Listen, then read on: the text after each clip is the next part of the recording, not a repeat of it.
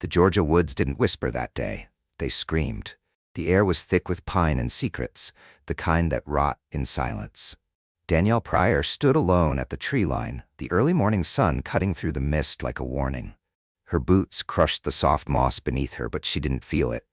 Not since they told her Kendrick and Tyree were probably lost to the river. No bodies, no gear, no explanation. Just a folded report and polite suspicion. The kind reserved for black mothers who ask too many questions. She'd been through worse in Afghanistan. But nothing like this. Not this hollow ache. Not this town. Not this forest that swallowed her family whole. And when the ranger told her, "Ma'am, I think you're imagining things," she didn't argue. She waited until he walked away. Then she picked up the stick her son used to whittle with, and saw it. Deep in the bark of an old pine. 3 scratched numbers, 1 crooked arrow. The forest had just spoken back, and Danielle Pryor was done waiting for permission to fight. Danielle Pryor knelt beside the old pine with a soldier's precision. She'd been trained to assess terrain quickly: wind, ground softness, visibility, elevation. But none of it prepared her for this. A carved message in raw bark that should not have existed. Not unless someone wanted to be found. The scratches were deep and uneven. 3 numbers, etched with a shaky hand. 12.06, a crooked arrow, pointing east. She traced the numbers with her fingertips. The bark was still raw, the edges splintered but not yet grayed with time. This had been done recently, days ago, maybe. Not 10 weeks. 10 weeks since Kendrick and Tyree left on a father-son trip to Oconee National Forest. 10 weeks since she'd kissed Kendrick goodbye in their kitchen and told him not to let Tyree eat too many marshmallows. 10 weeks since her world had gone quiet. The official story was bland and polite. "We suspect they may have capsized near Bear Hollow." The subtext, spoken through tight smiles and casual shrugs, and "Maybe stop asking questions, ma'am. Accidents happen." But Kendrick had been Special Forces trained, a wilderness survivalist, and Tyree was sharper than most grown men. They didn't just vanish. She'd spent the first 2 weeks coordinating with search parties, chasing park rangers, reviewing satellite images. Weeks 3 through 6 were a blur of public statements, vigils, and cold shoulders from law enforcement. The last 4 weeks had been her alone, combing this forest quadrant by quadrant, mapping it out like a battlefield. Until now. Danielle stood slowly and scanned the forest around her. Pines stretched in every direction. The air was cool but thick with humidity. Birds chirped overhead like nothing was wrong, like no one had died here. But this changed the equation. She pulled out her map, unfolded it over the hood of her truck, and marked the tree's location. If the arrow meant east and it looked crudely like a compass pointer, then whatever Tyree had tried to show her was still out there. She stepped back into the forest, careful to move quietly. Her boots sank slightly into the soft loam. The sun filtered through the canopy in thin golden spears. Danielle kept her left hand near her side holster. Not because of animals, she dealt with worse in Kandahar, but because of men. Especially men with badges and lies. At the next clearing she paused. A faded trail, nearly swallowed by undergrowth, led toward a narrow ridge. It wasn't on any park map. That alone told her it mattered. Danielle crouched low and examined the ground. Boot prints. Not deep, but recent. Maybe 2 days old, size 10s. Standard issue for park enforcement, but something was off. One print dragged slightly, like someone had been limping. She followed the trail until it opened onto a small bluff. There in the distance, partially hidden beneath camo netting and branches, was a structure. At first, she thought it might be an abandoned ranger outpost, a shack used for seasonal patrols. But as she moved closer, the construction told her otherwise. Reinforced siding, generator cables, a single surveillance camera mounted just beneath the roofline, no markings, no welcome sign, no flag. Danielle dropped to her stomach and crawled forward until she could see through a gap in the foliage. A man stepped out of the structure, early 40s, buzz cut, wearing tactical cargo pants and a green shirt with no insignia. He lit a cigarette, looked around casually, then returned inside. Militia, she thought. Or something worse. She took out her phone and snapped 3 quick photos. Signal, 1 bar. Just enough. She texted the GPS coordinates to herself and her burner inbox. Then deleted the message trail. A twig snapped behind her. Danielle rolled and drew her weapon in one fluid motion, aiming directly at the figure emerging from the trees. "Whoa, easy now," the man said, raising both hands. He was white, late 30s, sunburned, scruffy beard, khaki vest over a stained t-shirt. "Didn't mean to startle you." She didn't lower the weapon. "Who are you?" "I'm Luke. Luke Danner. I do fencing and trail clearing out here for the Park Service. Been hearing someone moving through these woods past few days. Thought I'd say hi." "Funny, the rangers told me nobody works this sector anymore." Luke chuckled. "Yeah, well, a lot of things they say ain't exactly gospel." Danielle stood, still cautious. "You work for Ranger Wallace or Hale?" "Used to, not anymore." He nodded toward the camouflaged shack. "That's why you're really here, ain't it?" "What's in there?" she asked. Luke hesitated, looked over his shoulder, then back at her. "You got no idea what kind of hornet's nest you're kicking, lady.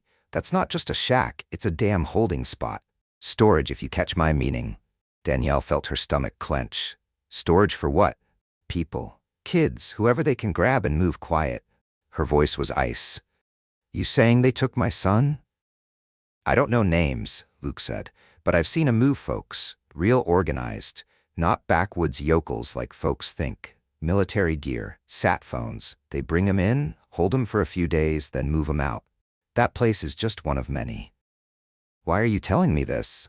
"Because I got a sister went missing last year." He looked away, jaw tight. "I think they had her. And because I figure you're the first person with a real shot at blowing this wide open." Danielle lowered her weapon. "Just a little. You're gonna show me everything. Every route, every face you remember, every place they stash bodies."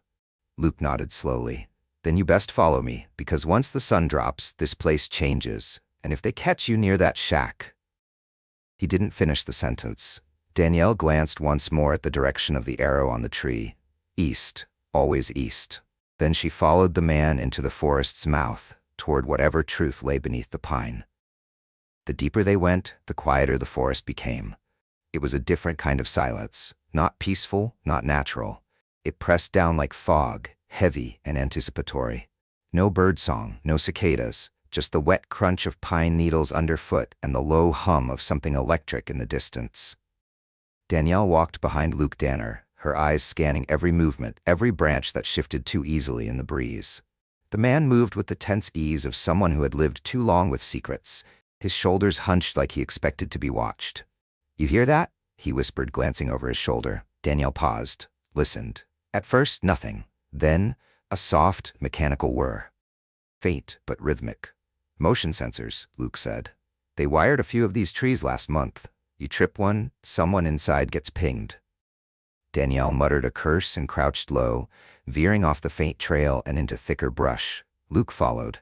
"Don't worry. They ain't always monitored. Mostly used 'em for drop deliveries." "Deliveries of what?" Luke didn't answer right away. When he did, it was low and bitter. "Supplies, ammo, sometimes girls." Danielle stopped cold. Luke looked back at her and saw her face. "Look, I didn't help 'em. I just knew where not to step. There's a difference." "No, there's not," she said evenly. "There's just before and after you decide to fight." Luke was quiet after that. They reached a dry creek bed, the rocks mossy and uneven. Luke knelt and began clearing branches from what looked like an ordinary tree root. But as the debris fell away, Danielle saw it. A steel hatch embedded into the ground, painted brown to blend with the roots and dead leaves. "What is this?" she asked. "Access tunnel. Leads to the lower chambers. I found it 2 years ago when a storm washed part of the hillside down. Wasn't supposed to be visible." Danielle crouched beside him, running her hand along the cold metal. No lock, just a recessed handle. "Wait," Luke said. He reached into his pack and pulled out a spray bottle. "Scent neutralizer. If they got dogs, this'll buy us time." Danielle arched an eyebrow. "You always carry this?" Luke gave a thin smile. "Lady, around here, I carry a lot of things." He sprayed the hatch and their boots. Danielle gave him a nod, then pulled the hatch open. The stale air that rose up was foul. Part mildew, part rot, part something worse. She dropped down first, landing lightly on metal rungs that descended into darkness. Luke followed, closing the hatch above them with a soft clunk. Danielle flicked on her flashlight, low beam. The tunnel stretched maybe 40 feet, narrow, reinforced with wooden planks, footprints in the dirt. They moved quickly, silently. At the far end, the tunnel opened into a chamber carved directly into earth, a makeshift room maybe 20 by 20 feet. On the far wall, an old vending machine. "That's the door," Luke said. "Swipe a card or punch a code, it slides open. Old army trick." Danielle stepped forward. No keypad, no slot. "How do you?" Luke reached underneath the base of the machine, found a hidden magnetic strip, and dragged a chipped hotel card across it. A click, then a rumble. The machine began to roll aside. Beyond it, a dim hallway lit with red utility lights. Danielle's breath caught. The hallway sloped downward. No windows, no voices. But she could feel it. This place was built to hide people. They entered, weapons ready. Luke had drawn a compact .38 from his belt. Danielle still gripped her 9mm like it was an extension of her wrist. 3 doors lined the hallway. No labels, just dented steel and keypad locks. "Where do they take them?" she asked. Luke hesitated. "Depends on who they are. Adults go downstairs. Kids usually stay up here till pickup." Danielle's heart tightened. "Pickup for what?" "You don't want to know." "I already do." The second door on the left creaked open slightly, not locked. Danielle motioned for Luke to stay back and pushed it open with her boot. Inside, bunks, 4 of them, stripped bare. One stained blanket on the floor, a plastic bracelet, the kind they give kids in summer camps, lay broken in the corner. She picked it up. Tyree P. Her knees nearly gave. Danielle clutched the bracelet to her chest and forced the rising scream back down her throat. He'd been here. Alive. Awake. Wearing this. "What is it?" Luke asked. "My son. They had him in this room." Luke looked around. "No cameras in here. That's weird." Danielle shook her head. "It's not. That means they were keeping someone they didn't want to be seen." She turned to him. "How many exits?" 3. The front, through the lodge, one upstairs through the old ranger cabin, and a back tunnel that goes to the lake. Danielle tucked the bracelet into her vest and took a breath. "Then we follow the lake." "Why?" "Because my husband always said, if things go bad, head to water. Leave a trail." He was a survivalist, not a fighter, but he'd want me to find them. Luke hesitated. "If you're right, they're still moving them, which means we're walking into the middle of it." Danielle stared down the corridor, eyes like flint. "Good." The tunnel curved like a spine, old and sweating. Danielle kept her back to one wall as she moved forward, pistol leading. The flashlight beam from her other hand wavered over rusted pipes, flaking insulation, and the occasional smear of something darker than mud. Luke followed close, his steps quiet but tense. "You sure this leads to the lake?" she whispered. "Yeah, I think." He paused, then added, "They don't always use the same exit, though. Sometimes they rotate routes. Depends who's coming." "Who?" "Buyers. Couriers. Sometimes just people who like watching." Danielle said nothing. She didn't need to respond. The temperature drop said enough. 10 weeks ago, she was preparing for a return to civilian life. Her final debrief from Army intelligence had felt surreal, ceremonial. She'd been handed a plaque, a flag, and a folder full of job referrals, all hollow symbols. They never taught you what to do when the war followed you home. But this was the war she knew. Misinformation, disappearances, hidden compartments, and men in power doing things they swore didn't exist. A faint glint caught her eye ahead, a metal latch. She moved forward and found the door. It was low, maybe 6 feet high, with 2 padlocks and a homemade security rig, fishing line tied to bells. She disarmed it in 5 seconds. Luke raised his eyebrows. "Army?" She didn't answer. She pushed open the door. The space beyond was wide and musty, some kind of underground loading zone. A gravel slope led upward toward a corrugated metal garage door.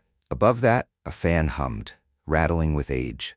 To the left sat a small wooden office with one flickering light overhead and a man asleep inside. Danielle signaled. Luke nodded.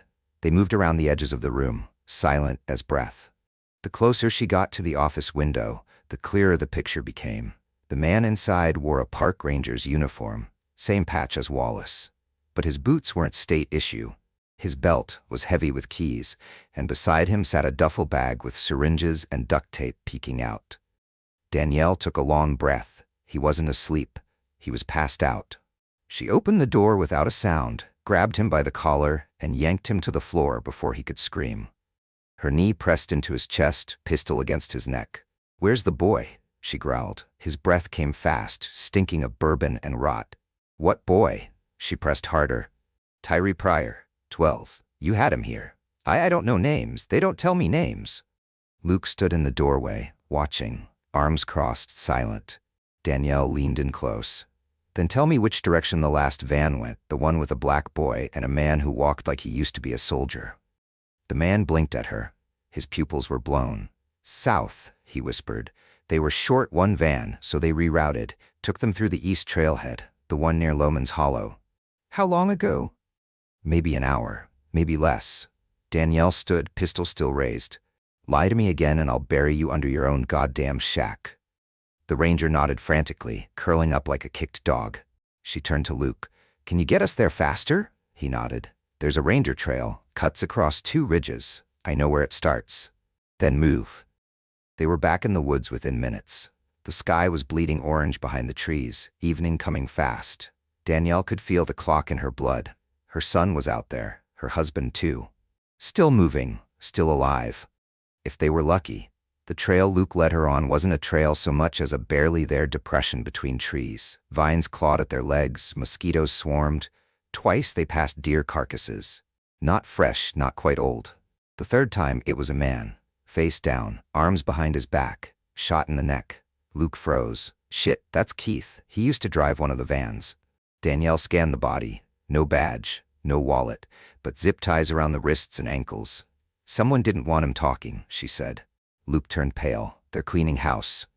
They know someone's close, she replied. Probably since that hatch was opened. They'll move faster now. They reached a clearing just as dusk fell. Ahead, half hidden behind a thicket of fallen timber, sat a van. White, government plates, engine warm, and tracks leading away from it, shoe prints, deep and erratic, heading into the pines. Danielle crouched, picked up a torn strip of fabric near the tire, a piece of Kendrick's jacket. She'd sewn it herself, olive green, custom pocket on the inside for his compass. He was here. Recently. She rose, heart thundering. Then a noise, not an animal. Not the wind. A sharp, muffled cry. Small, human, Tyree. Danielle moved before Luke could speak, sprinting through the trees, dodging limbs, bounding over roots. The sound came again, clearer now. A child's voice, scared, calling out. She reached a ravine, and there, 30 feet below, she saw him, her boy, hands tied, knees scraped, crawling away from a man with a rifle slung over one shoulder. And behind them another van, its engine revving. Danielle didn't hesitate. She raised her weapon, aimed through the branches, and fired. The shot cracked through the woods like a thunderclap. The man chasing Tyree dropped instantly, his shoulder exploding in a red mist. He screamed, stumbled backward, and fell hard onto the leaves. Tyree flinched and covered his head, instinctively curling into a ball. Danielle didn't stop to think. She descended the ravine in a blur of muscle and adrenaline, sliding the last few feet on one knee like a soldier breaching a compound. Her boots hit the ground with purpose. Her eyes locked on her son. "Tyree," she barked. "You hurt?" He turned his head slowly, eyes wide, disbelieving. "Mama?" His voice cracked in the middle like it didn't trust the word. She was already beside him, cutting the zip tie around his wrists with her knife in one stroke. "It's me. You're okay now. I've got you." Tears welled in his eyes, but his hands were steady as they gripped her arms. I thought you were dead. They said you stopped looking." Danielle kissed the side of his head. "Never." The second man, the one near the van, shouted, "Put the gun down." He had a sawed-off shotgun raised, pointing at both of them, feet wide in a military stance. Danielle didn't move. She turned, shielding Tyree with her body, arms still around him. "You fire that," she said. "You're not walking away from this forest. You know who I am?" "Doesn't matter who you are," he spat. "Yeah," came a voice from behind the man, "but maybe it matters who I am." Luke Danner stepped out from the trees, gun drawn, aimed square at the man's head. The guard spun to fire. Too late. Luke's bullet caught him above the collarbone. He dropped like a puppet with cut strings. Danielle stood slowly, pulling Tyree to his feet with her. "You okay, baby?" she asked. He nodded fast, eyes locked on the man bleeding into the moss. "Dad's still with them. They split us up an hour ago." "Where?" Danielle pressed. "They were headed south. Said they were repositioning product because someone had breached the hatch. I think they meant you." Danielle glanced at Luke. "How far south?" Luke pulled out a small GPS unit from his belt pouch and scrolled. "They've got a fallback point about 4 miles downriver. Abandoned hunting lodge. Hard to find unless you know the terrain." Danielle turned back to Tyree. Can you walk? He nodded. I'm fine. I stayed awake the whole time, just like Dad taught me. I watched where they hid things. I counted how long they stopped. I even scratched a second tree. She blinked. You did? Tyree reached into his pocket and pulled out a jagged, carved rock. I left marks every time they moved me. On trees, on wood, on the van. Danielle felt her throat tighten. You're incredible. He shook his head. I just wanted you to find me. Danielle knelt, cupped his face in both hands. You made that happen. You hear me? You did this. Behind them, Luke kicked away the dead man's shotgun and searched his pockets. We should burn the van, he muttered. They'll have trackers. No time, Danielle replied. They'll know we're here anyway. We run silent and fast. No more hiding. Luke nodded. I know a shortcut through the flood basin. Muddy, but no eyes. We can be there in under an hour. Danielle turned to her son. Tyree, stay close. No noise unless I say so. He nodded, fierce and focused. Not 12. Not today. The next stretch of forest was brutal, thick with underbrush, spiderwebs clinging to their faces, mud sucking at their feet. Twice Danielle nearly fell, but Tyree caught her hand and helped pull her through. Luke led from the front, machete slicing low branches. Then a stench, like gasoline and rot. They emerged at the edge of the clearing, just as darkness wrapped the trees in shadow. The lodge loomed ahead, a crumbling two-story cabin with floodlights mounted on the roof. One was broken, the others flickering. A chain-link fence wrapped the compound. Inside the fence, 2 trucks idled. Men moved in and out of the lodge, weapons slung casually. No uniforms, no insignias. This was it. Danielle spotted him immediately. Kendrick. He was crouched near one of the trucks, hands zip-tied but still upright, guarded by 2 men. His head was bloodied, one sleeve torn. But he was alive, and watching everything. Danielle exhaled through her nose, low and measured. Luke peered through his scope. 5 guards, 1 buyer, probably local, trucks running. They're prepping to move again. Then we end it now, Danielle whispered. Luke hesitated. We're outnumbered. Danielle shook her head. No, we've got what they don't. He looked confused. She pointed at herself, then her son. We've got nothing left to lose. Tyree gripped her sleeve. Mom? Yeah? I remember the code Dad taught me for when you go loud. She looked at him. Remember the 3 count? He said. Danielle's chest ached. You sure? He nodded. I want to help. Danielle swallowed back tears and gave him the signal. Stay behind me, but if you have the chance, run to him. Tyree nodded. Danielle raised her weapon. Luke cocked his rifle. They moved forward as 1, 3, 2, 1, 3. Danielle steadied her breath, knees bent, hands on the pistol grip. She felt the recoil before it even came. A phantom memory from a dozen combat zones. 2. Luke moved in tandem beside her, shouldering the rifle, scanning left to right. Tyree crouched low behind a fallen log, eyes locked on the figure tied to the truck, his father. 1. Danielle rose and fired first. The first guard never even turned. Her shot caught him in the back of the neck. He crumpled forward onto the gravel. Chaos erupted. Luke's rifle snapped 3 clean rounds into the left side perimeter. 2 armed men by the gate dropped before their radios left their belts. Someone shouted, "Movement, north tree line." Kendrick snapped awake. He jerked upright and rolled behind a tire, using the side of the truck for cover. The buyer, a portly man in a beige jacket with a gold watch and white boots, dove behind a stack of crates, screaming, "They followed us! Kill them! Kill them all!" Danielle was already over the fence. Her boots hit the compound soil hard. One guard turned toward her, too slow. Her shoulder met his ribcage mid-turn and sent him sprawling. She didn't shoot. She crushed his temple with the butt of her pistol instead. Across the yard, Luke dropped the last outer sentry, then ducked behind a barrel.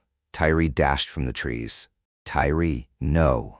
Danielle shouted, seeing the side door of the lodge swing open. A new figure stepped out. Tall. Uniformed. Ranger Wallace. Danielle's stomach dropped. Not him. Not now. Wallace raised his weapon toward the boy.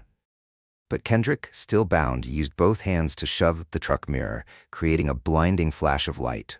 Wallace flinched. Tyree dove behind the truck. Danielle screamed and ran forward, weapon raised. Wallace turned, too late again. Her bullet struck his thigh. He collapsed with a shout of pain and fury. Danielle vaulted over crates, dodging fire, sliding to her knees beside Kendrick. Blood ran down his forehead. His eyes were wild but sharp. "Zip tie cutter in my back pocket," he grunted. Right side. She grabbed it, snapped his binds, and pulled him upright. You good to move? She barked. He flexed his wrists. Born to. Another bullet whizzed past them. Someone was firing from the upper balcony. Kendrick grabbed a dropped shotgun and returned fire, blowing out a section of railing and forcing the shooter back inside. Behind them, Tyree crawled under the truck and popped out on the other side, eyes wide. You said 3 count, he shouted. Danielle couldn't help it. She laughed once, sharp and breathless. This was the loudest damn 3 count of my life. Luke met them at the side of the truck. We need to go. Backup's probably coming, but so are more guards. I saw a second van in the trees. Danielle nodded. Blow the fuel drums. I only brought 1 charge. Then make it count. Luke tossed the charge against the stacked barrels near the rear fence. He lit the fuse and shouted, 5 seconds. Go. They ran. The explosion tore through the clearing like a thunderclap. Flames climbed into the sky, setting nearby trees ablaze. Danielle and her family tumbled through the rear fence, Luke covering their exit with the last of his ammo. The heat from the explosion kissed their backs as they ducked into the woods. They didn't stop running for 15 minutes. Only when the sounds of gunfire and engines faded behind them did Danielle allow herself to slow. They found cover under a fallen pine, panting, bleeding, alive. Kendrick collapsed onto the moss with a groan. You came, he whispered. Danielle knelt beside him, brushing blood and sweat from his face. Of course I did. He looked past her, saw Tyree kneeling with his hands on his knees, shaking with adrenaline but unhurt. I told him, Kendrick said. I told him you wouldn't stop. Danielle leaned her forehead to his. And you were right. Luke sat nearby, reloading a handgun he'd taken from a guard. This won't hold him off long, he muttered. They've got more out there. And Wallace wasn't the boss. Kendrick nodded. Yeah, that buyer, he called someone, said they were locking it down. Which means, Danielle asked, means they've still got the network, other camps, other kids, and they know who we are now. Danielle turned to Tyree, who was staring at his father like he might vanish again. You okay? She asked softly. He nodded, eyes glassy. Yeah, I didn't think we'd all be together again. Danielle pulled him into her arms. We are now.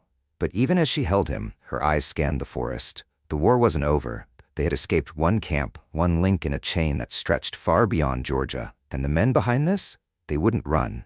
They would retaliate. Which meant the Pryor family had only one choice left. Expose the whole system, or watch it rebuild stronger than before. The moon was high by the time they reached the old fire tower. It rose like a crooked finger in the middle of nowhere. Long abandoned, windows shattered, paint flaking from years of sun and wind. Kendrick remembered it from survival maps. Tyree had read about it in one of his wilderness books. Danielle had spotted it on satellite imaging weeks ago and stored the coordinates in case she ever needed a hideout. Now it was all they had. Luke climbed the stairs first, rifle strapped to his back, flashlight gripped low. It's clear, he called down. No squatters, just spiders. Danielle guided Kendrick up next. He moved stiffly, his injuries catching up with him now that the adrenaline had burned off. Tyree followed close behind, one hand still gripping a flashlight, the other clinging to the sleeve of his father's jacket like it anchored him to reality. Danielle took rear guard, checking the woods with every step. Inside the tower's cabin, the floor creaked with fatigue, broken chairs, a desk covered in old field reports, a shattered radio. Danielle cleared the corners, then sat Kendrick down in the only intact chair. Luke handed her a bottle of water and a half-empty first aid kit. You think this place is safe? Danielle asked. For now. Nobody's used this tower in years. Closest ranger post is 12 miles west. Kendrick winced as Danielle cleaned a gash on his ribs. We can't just hide, he muttered. They'll keep moving the kids, change codes, burn files. Danielle nodded. That's why we're not hiding, we're regrouping. She turned to Luke. You said Wallace wasn't the boss. Who is? Luke looked hesitant, then sighed. You ever heard of the Dawnbreak Group? Kendrick froze. That's a myth, a militia ghost story. Luke shook his head. Nah, they're real. Started as a doomsday cult out in the Blue Ridge, prepped for a government collapse that never came. When the world didn't end, they started building something else, a pipeline. Not just drugs, people, guns, kids. Danielle's voice was steel, and you were part of this? Briefly. Not by choice. Luke looked away. They helped me pay off a debt after my sister OD'd. I didn't know what I was stepping into. By the time I figured it out, they had my ID, my truck, my fingerprints all over their drop zones. Kendrick leaned forward, grimacing. And you're just now helping us because… what? You had a change of heart? Luke's jaw clenched. Because your wife pointed a gun at my face and didn't blink. Because your son's the first damn kid I've seen get out alive. Danielle stepped between them. Enough. She turned to Luke. What do they want now? Silence, Luke said. And they'll pay anyone who can deliver it. Danielle moved to the window and stared out into the trees. The darkness was thick. Alive. They think they're untouchable, she said quietly. Kendrick met her eyes. You have a plan.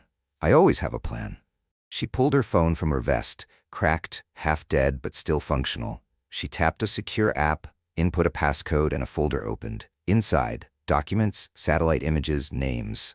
I've been gathering this for weeks, she said. Every time the cops brushed me off, I logged their badge numbers. Every time someone in town said, don't go poking around, I noted where they were and who they worked with. And after I found that first scratch on the tree, I started mapping the trade routes. Kendrick looked stunned. You were doing recon, Danielle nodded. I didn't know what I was looking for then, but now I do. She turned to Luke. You know the internal paths. I know the external pattern. That gives us one thing they don't have. Leverage? Luke guessed. Proof, she said. Tyree sat cross-legged on the floor, clutching a granola bar he'd found in Kendrick's bag. What do we do with it? Danielle crouched beside him. We take it to the only place they can't scrub it. Kendrick's voice was low. The press? She shook her head. Too slow, too compromised. We go federal. Luke laughed once, sharp and bitter. Lady, you don't just walk into a federal building and hand them a flash drive. No, Danielle said, standing. But I do know how to build a dossier that can't be ignored, one with coordinates, names, bodies, and witness statements. Kendrick sat back. You mean us? I mean us, she confirmed. You, me, Tyree. Luke if he's in. Luke stared at the wall. After a long pause, he nodded. If I'm going down, I'd rather go down fighting. Danielle turned to the desk and pulled out an old map of the forest fire routes. She spread it on the floor and began marking paths. Tomorrow at first light, she said, we head to the south overlook. There's an old ranger station there with an emergency antenna. And after that? Kendrick asked. She met his eyes. After that, we burn this network to the ground. The first light broke cold over the trees. Danielle led them out of the fire tower before dawn, moving through mist so thick it blurred the forest into a watercolor of shadow and gray. The air smelled of ash and pine sap. Somewhere far behind them, the compound still burned, the smell of scorched oil and timber trailing on the wind like a warning. Kendrick limped, but didn't complain. Tyree kept close, flashlight off, knife clenched in his hand, small but steady. Luke walked a few steps behind, quiet. Almost too quiet. They reached the southern overlook just after 6 a.m. It rose like a skeletal structure over the valley, a half-rotted ranger post built onto a ridge that once served as a lookout during wildfire season. Now, it was barely standing. One corner had collapsed from erosion. The radio dish was cracked but still whole. A miracle. Danielle moved fast. She dropped her pack, unfolded her laptop, and pulled out the backup drive she'd hidden inside Kendrick's old med kit. This is what we send, she said, plugging in the device. Kendrick leaned against a support beam. Will they believe it? They won't have a choice. She tapped a key. A map opened. Routes, facility names, off-grid roads, all logged with timestamps and GPS coordinates. Then came the names. Corrupt deputies, missing persons, local business owners on the payroll. Tyree pointed at a highlighted dot on the screen. That's where they took me first. I remember the red door and the barking dogs. Danielle added a voice note beside it. Confirmed by minor survivor witness, age 12. Luke stood back, arms crossed. And what if this thing just disappears into some inbox? What if the feds decide it's too messy to touch? Danielle didn't look up. Then I pressed send again. And again. To every journalist, nonprofit, ex-military contact I've ever met. And then I go loud. She glanced up at him. That's what you're scared of, right? That this doesn't stop with an email. That it starts there. Luke's mouth twitched like he wanted to argue, but didn't. Kendrick shifted his weight. Danielle, look. He pointed toward the trail behind them. Dust rising. Too fast for hikers. Danielle slammed her laptop shut. We've got company. A black SUV crested the ridge. Not state vehicles, no plates. 2 men in tactical gear stepped out before the engine even cooled. One held a satellite phone, the other wore mirrored sunglasses and a pistol and a chest rig. Luke cursed. I know that guy. His name's Keller. Dawnbreak enforcer. Thinks he's running a damn private army. Danielle motioned for Tyree to hide behind the broken post. Stay down. Don't move unless I say. Keller stepped forward, hands empty, but his stance screamed confidence. Danielle Pryor, he called out. We're not here to fight. Funny, she said, gun drawn. Neither were the men who tried to sell my son. Keller shrugged. Mistakes happen. Bad information. We're not monsters, you know, just men trying to protect something bigger than any one family. Kendrick stepped beside her. Spare us the manifesto. Keller's eyes flicked between them. You want to press charges, fine. Make noise, fine. But you send that file and you collapse everything. Good men go down. Families lose their livelihoods. Balance gets thrown off. Danielle's laugh was cold. Your balance is built on dead kids and silenced parents. Luke suddenly stepped forward, expression tense. Danielle, hold up. She turned, wary. What? He didn't look at her. He looked at Keller. Tell them, now. Keller's face stayed calm, but the muscle in his jaw twitched. I tried, he said. Told the board you weren't going to bend. They said if we can't stop her, we break her. Danielle's voice dropped. Luke, what the hell is he talking about? Luke stepped back, raised both hands. I didn't sell you out, he said, but I didn't stop them either. Behind the SUV, the second man opened the trunk. Inside, a bound figure, bloodied, still breathing. Julia, Danielle's sister. Tyree gasped audibly. Aunt Julia? Danielle froze. The last time she saw her sister was a video call from Atlanta, 2 weeks after Kendrick and Tyree disappeared. Julia had offered to come help search. She never arrived. Keller spread his arms. You send the file, she dies. You walk away, she lives. Simple math. Danielle stared at her sister's unconscious body, duct tape across her mouth, wrists raw. Then she looked at her son, her husband. Her hands shook. She had survived war zones, executed black ops, crossed minefields, but nothing prepared her for this equation. No clean choice, no bloodless path, just sacrifice or silence. She lowered her gun slightly. I want proof she's alive. Keller nodded. The second man lifted Julia upright. She moaned. Her eyes fluttered open. Saw Danielle. Tears rolled instantly. That was enough. Danielle pressed play on a voice message and tapped send to all on her encrypted email client. The file launched. A red progress bar blinked across the screen. Too late, she said. You lose. Keller's eyes turned flat. Then you all die now. He reached for his gun, but Luke was faster. He shot Keller in the throat. The man stumbled, fell, gurgling on blood. Danielle fired twice at the second guard. One shot clipped his shoulder. The other struck center chest. She ran. Kendrick grabbed Tyree. Luke sprinted for the SUV. Danielle reached the trunk first. She cut Julia free, ripped the tape from her mouth. Julia gasped. You sent it? Danielle nodded. Julia smiled, tears streaking mud. Then burn them all. The gunfire didn't stop. Danielle dragged Julia into the front seat of the black SUV as bullets shattered the overlook tower behind them. Kendrick had Tyree shielded under the back seat. Luke was already behind the wheel, blood dripping from a graze along his ear. Get us off this ridge, Danielle ordered, slamming the door. Luke didn't wait. The SUV peeled out, tires spitting gravel, fishtailing once before gripping the dirt road. Trees whipped past as they descended through the southern slope of the forest, the most remote quadrant of Oconee. Julia coughed violently beside Danielle, voice raspy. They grabbed me at the gas station in Macon, 3 men in a white van. Didn't even see it coming. Danielle squeezed her hand. You're safe now, just hold on. But deep inside, she knew safe was an illusion. Not with Dawnbreak still active. Not when the press hadn't even picked up the leak yet. Not when the only people fighting back were sitting inside this SUV, bruised, bleeding, and burning fuel fast. Luke muttered from the driver's seat, we need a new vehicle. They'll be tracking this one. You sent that file too clean. Kendrick leaned forward. Then we head for Crooked Hill. There's an old Baptist mission there. Solar panels, landline. Danielle narrowed her eyes. You think they'll help us? Kendrick smiled grimly. They owe me one. They drove hard for 20 minutes, then veered off the main path onto an unmarked service road. Pine trees closed around them like teeth. Tyree finally spoke. Are we gonna die? Danielle turned around, looked him straight in the eyes. No, not today, he nodded, jaw tight, eyes shining. Okay. When they reached the mission house, it looked like something from another century. White paint flaking, one cross hanging crooked, shutters flapping in the breeze. But the generator out back was humming, and someone had kept the garden alive. 3 men stepped out as they approached. All black, middle-aged, one had a prosthetic leg. Another wore a sheriff's jacket with the badge torn off.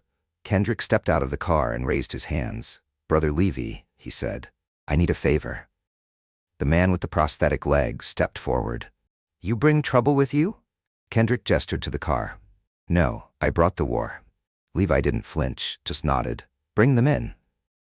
Inside, the mission's main room had been converted into a safe house. Solar batteries lined the back wall, a CB radio, a water filtration tank, medical gear, and old ammo crates. Danielle sat Julia on a bench and started patching her arm. "You used to be military?" she asked Levi. "Army, then U.S. Marshals. Then I saw too many things that didn't add up, decided to serve on my own terms." Luke was already at the radio scanning frequencies. "They'll come for us," he said. "That file, it made it. I got pingbacks from 2 reporters in Atlanta and a DOJ tip line." Danielle exhaled. "Then we've got hours, not days." She turned to Levi. "I need land access, drones, trail cams, whatever you've got." Levi nodded. "There's a ridge 3 miles west, flat bluff, open sight lines. If they send a strike team, they'll use that approach." Danielle nodded. "Then we turn it into a trap." She didn't sleep that night. While the others rested, she mapped angles, distributed weapons, double-checked every path that led into Crooked Hill. Kendrick limped between rooms, helping where he could. Julia stayed with Tyree, whispering stories from their childhood to calm him down. Luke found Danielle at 3 a.m., sitting by the mission's back exit, loading shells into a shotgun. "You know they'll come heavy," he said. She looked up. "Then we hit harder." He crouched beside her. "If we make it through this, what happens next?" Danielle didn't answer right away. Finally, she said, "Then we go public. Full name, full story. Let the country know what's been rotting in its own woods." Luke stared into the dark. "I'll stand beside you when that happens," he said. Then from the woods, the sound of engines. Low, rolling slow. Danielle stood. "They're here." Within seconds, the mission house came alive. Kendrick armed Tyree with a flare gun. "You only fire this if we're separated," he said. "It lights up like hell. We'll find you." Julia grabbed a pistol from the weapons crate. "I'm not sitting this out." Danielle loaded the final shell into her weapon and stepped outside. 10 black vehicles rolled up the western ridge. At least 20 men stepped out. Tactical armor, night vision, suppressors. Dawnbreak was done pretending, and so was she. Danielle raised her shotgun, with eyes blazing. "Welcome to the reckoning." The first shot didn't come from Danielle. It came from the trees, high and clean. A single rifle crack that dropped the forwardmost Dawnbreak enforcer before he'd taken 5 steps onto the ridge. Panic rippled through their line. Some dove for cover. Others opened fire blindly into the woods. Danielle didn't flinch. She raised her shotgun, aimed at the lead vehicle, and fired. The slug punched through the windshield and shattered the dashboard.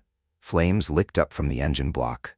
A man stumbled out, screaming, then dropped as Kendrick's bullet caught him mid-chest.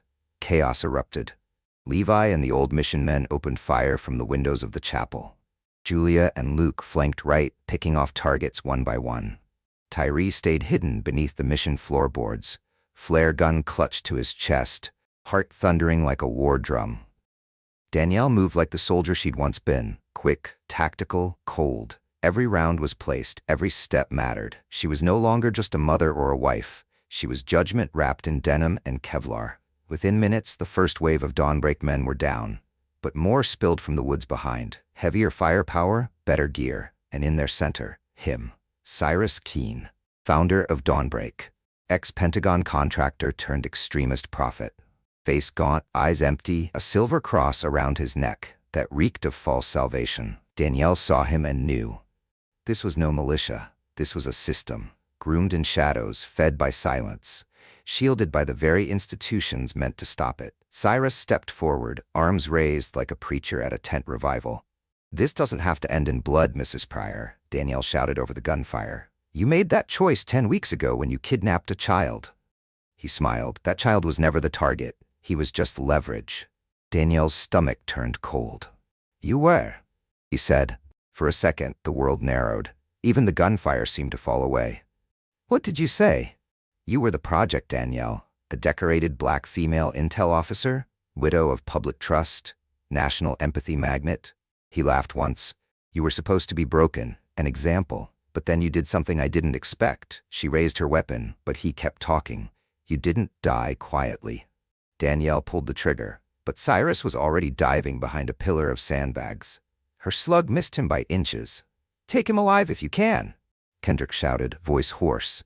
We need him breathing to prove this. More gunfire, then a scream from inside the chapel. Flare!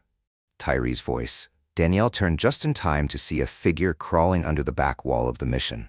One of the Dawnbreak men had slipped past. He'd found Tyree. Danielle sprinted, heart clawing her ribs. She burst into the mission as the man dragged Tyree toward the rear door. No, she shouted. The flare gun went off. A geyser of red fire exploded into the man's chest. He dropped with a howl.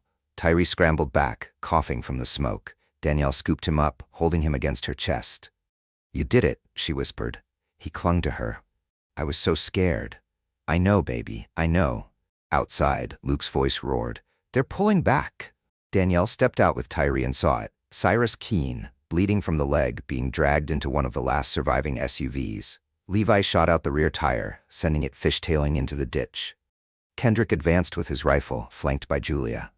You're not leaving, Kendrick said. Cyrus was pinned now, breathing hard, fury in his eyes. You think this ends here? He spat. You kill me and another takes my place. You expose us, and half this country will say it's a lie, conspiracy, deep state. Danielle stepped forward. I'm not here to kill you. She raised her phone and began live streaming. You're here to confess. Cyrus froze. For the first time, his bravado cracked. You wouldn't. Already did. She gestured behind. Sat uplink from the mission has been broadcasting since sunrise. You'll go down too, he hissed. They'll paint you as a traitor, a vigilante. Danielle stepped closer. Let them, but I'll still sleep better than you.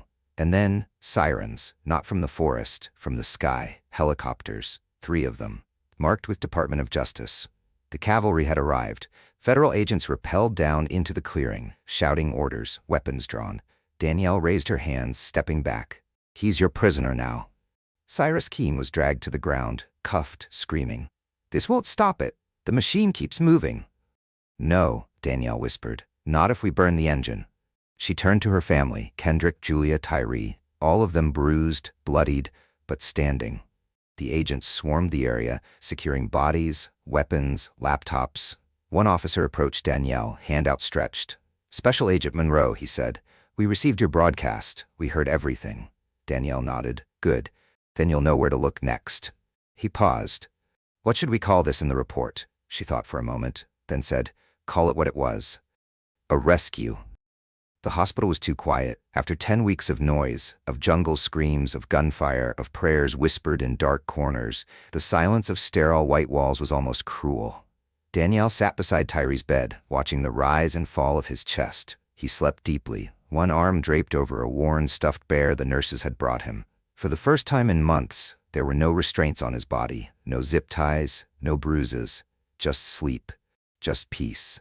Kendrick entered the room slowly, his shoulder bandaged, arm in a sling. He out cold? Danielle nodded. Kendrick kissed the top of her head, then sat beside her. Doctor says he's strong, dehydrated, underweight, but resilient as hell. Danielle closed her eyes. He always was. Outside the window, news trucks clustered along the street. Federal officers had set up a perimeter, and the media had been circling like hawks for hours. But none of that mattered yet. Not until her family was whole. Julia was down the hall, recovering after surgery to remove glass from her abdomen. Levi had made it out too. Luke, he was under federal protection now, testifying before a grand jury. He'd promised to name every contact he knew. And Cyrus Keene? Danielle had watched his arrest on 5 different screens, saw his face plastered across cable news, heard anchors call it the most sophisticated domestic trafficking operation ever uncovered on U.S. soil. But no one knew it had started with a scratch on a tree. No one knew the truth like she did. Tyree stirred in his sleep. Mom? She was beside him instantly. I'm here. He blinked, still groggy. Did we win? Danielle smiled, her eyes wet. We're here. That's the win. He reached for her hand, squeezed it weakly. Do we go home now? The question cut her in two. Because home wasn't just a house in Atlanta. It was who they were before. Before the forest took them. Before the fight reshaped them into warriors instead of just a family. Danielle kissed his forehead. We go forward. He nodded once. That was enough. Outside, Agent Monroe waited in the hallway. He handed Danielle a folder, sealed thick. Every agency is requesting interviews, he said. Some want to offer you a consulting position. DHS, state, even a few foreign intelligence services. Danielle didn't even look at the envelope. I'm not going back to war. Monroe studied her. No, but you may have started a new one. She handed the folder back. I'll fight it on my own terms. He gave a respectful nod. The DOJ is assembling charges against over 60 individuals tied to Dawnbreak. You gave us the roadmap. You saved lives. No, Danielle said. I just went looking for mine. He nodded again and stepped away. Later that night, in the quiet of the hospital room, Kendrick took out a small notebook from his bag. What's that? Danielle asked. Names, he said. Places. Things I remember. From the nights they moved me. From what they said when they thought I couldn't hear. She touched his hand. You don't have to carry this alone. He looked at her. I'm not. Not anymore. Outside, the news coverage had shifted. From headlines about terrorist militia to survivors speaking out. Danielle's name was starting to circulate. Her photo, her file. She led it. They needed to see a black woman at the center of this truth. A veteran, a mother. A fighter, not a footnote. A reckoning. Days later, when Tyree was cleared to go home, the family left through a back exit. No cameras, no ceremony, just sunlight. Tyree held his mother's hand tightly. Will we ever go hiking again? Danielle looked at him, then at the trees lining the street. I think the woods owe us peace, she said. We'll take it back, one trail at a time. As they drove away from the hospital, Kendrick reached into the glove box and handed Danielle something wrapped in cloth. She unwrapped it carefully. It was the carved wood shard, the one she'd found near the tree with the coordinates, the one that had started it all. On it, Kendrick had burned a new word, return. Danielle stared at it for a long time, then tucked it into her pocket, a reminder, a promise, a scar they would carry not as pain but as proof that even in the darkest wilds, they found their way back. The end.